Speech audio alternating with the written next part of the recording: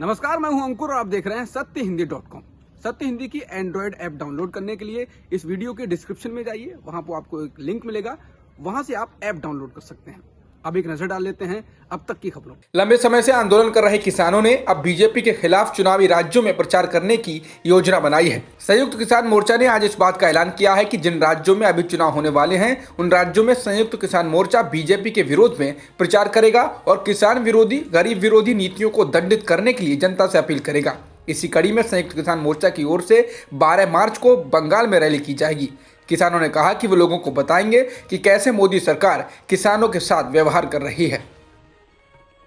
संयुक्त किसान मोर्चा ने कहा कि 10 ट्रेड संगठनों के साथ हमारी मीटिंग हुई है। सरकार सार्वजनिक क्षेत्रों का जो निजीकरण कर रही है उसके विरोध में 15 मार्च को पूरे देश के मजदूर और कर्मचारी सड़क पर उतरेंगे और रेलवे स्टेशनों के बाहर जाकर प्रदर्शन करेंगे। इसके अलावा संगठन की ओर से 6 मार्च को कुंडली मानेसर पलवल एक्सप्रेसवे जाम करने का भी ऐलान किया गया है।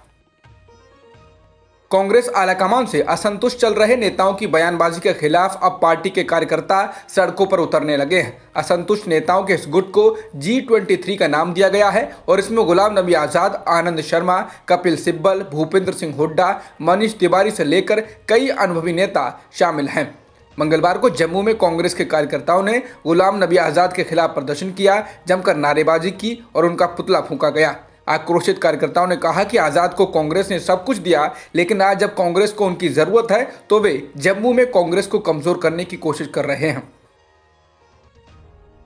प्रियंका गांधी ने 2 दिन के असम दौरे पर जनता से कनेक्ट बनाने की पूरी कोशिश की है। वो चाय बागान में गई तो स्थानीय महिलाओं के साथ नृत्य करते हुए भी देखी गई।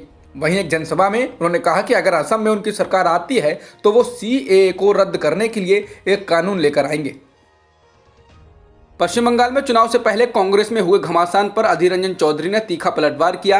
आनंद शर्मा द्वारा गठबंधन पर सवाल उठाने पर अधीर रंजन ने कहा कि हमारे नेताओं से बस मैं ये कहना चाहता हूं कि एक बार मुझे फोन लगा लेते, बात खत्म हो जाती, मगर उनके मकसद और नियत में खोट है।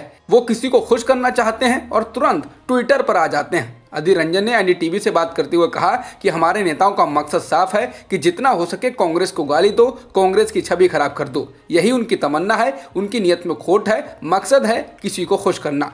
हमारे नेता हमारा प्रचार करने यहाँ नहीं आएंगे, यदि आ जाएं तो जिसको खुश करना चाहते हैं वो नाराज हो जाएंगे।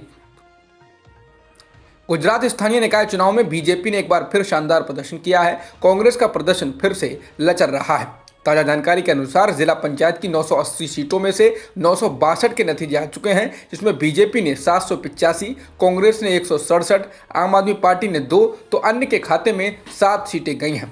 इसी प्रकार से नगर पालिका की 2720 सीटों में से 2659 के नतीजे आ चुके हैं। इसमें बीजेपी को 2063, कांग्रेस को 385, निर्दलीय को 172, आपको 9 सीटें मिली हैं। इसके अलावा 30 सीटें अन्य के खाते में गई हैं।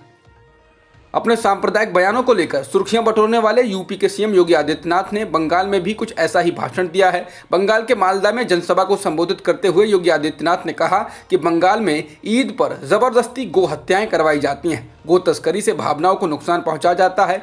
योगी ने कहा कि बंगाल में शक्ति की पूजा होती है, लेकिन यहां पर दुर्गा पूजा पर पाबंदी लगाई जाती है। बता दें, योगी आदित्यनाथ के बयानों को लेकर हर चुनाव में शिकायतें दर्ज कराई जाती रही हैं। चुनाव में उनके बयान आचार संहिता का उल्लंघन कर चुके हैं। उत्तर प्रदेश का हाथरस एक बार फिर सुर्खियों में है। 2018 में छेड़छाड़ के एक मामले में जेल में गए एक शख्स पर आरोप है कि उसने जमानत पर बाहर आने के बाद शिकायत करने वाली युवती के पिता की हत्या कर दी। युवती का बुरी तरह रोने वाला वीडियो वायरल हो रहा है। युवती कहती है कि अभियुक्त ने उससे छेड़छाड़ की थी और उसके पिता ने उसके खिलाफ केस दर्ज कराया था। वह कहती है कि वह बहराइच के इकोना से यहाँ आया था। युवती ने कहा कि उनके खेत में आलू की खुदाई चल रही थी, तभी सोमवार शाम को गौरव शर्मा नाम का शख्स वहां आया और उसने उसके पिता को गोली मार दी। उसके साथ 6-7 लोग और थे। युवती रो रो कर कहती है कि उसे इंसाफ चाहिए। हाथरस छेड़छाड़ मामले में की गई हत्या को लेकर हाथरस पुलिस का कहना है कि जुलाई 2018 में मुख्य अभियुक्त गौरव शर्मा के खिलाफ छेड़छाड़ का मुकदमा पंजीकृत कराया गया था और वह जेल भी गया था, लेकिन 1 महीने के बाद जमानत पर वो बाहर आ गया था। इसके बाद से दोनों परिवारों में मनमुटाव चल रहा था। पुलिस के मुताबिक सोमवार शाम को मुख्य अभियुक्त की पत्नी और उसकी मौसी गाँव के एक मंदिर में पूजा करने गए थे। वहां अमरीश की दोनों बेटियां मौजूद थीं, तभी वहां इनके बीच विवाद हो गया। इसके बाद गौरव और अमरीश भी वहां आ गए। और गौरव ने अपने परिवार के कुछ लोगों को वहां बुला लिया और अमरीश पर गोली चला दी।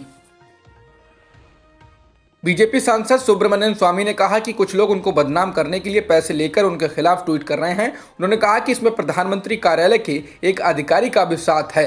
स्वामी ने कहा कि प्रधानमंत्री को मेरे पत्र के आधार पर उस अधिकारी को बर्खास्त करना चाहिए। भारत सरकार ने अब लोकसभा टीवी और राज्यसभा टीवी का विलय कर दिया है। अब इनको मिलाकर संसद टीवी कर दिया गया है, जिसके बाद संसद टीवी का CEO retired IAS officer Ravi Capoor को बनाया गया है। ये अगले आदेश तक सीईओ बने रहेंगे।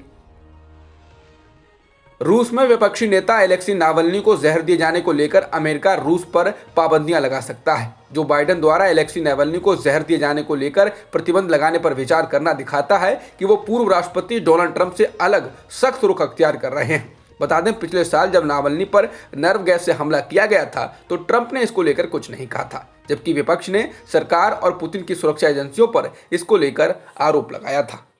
अब तक की खबरों में इतना ही। बाकी खबरों के लिए बने रहिए सत्यहिंदी.com के साथ। सत्य हिंदी का ऐप डाउनलोड करें गूगल प्ले स्टोर पर।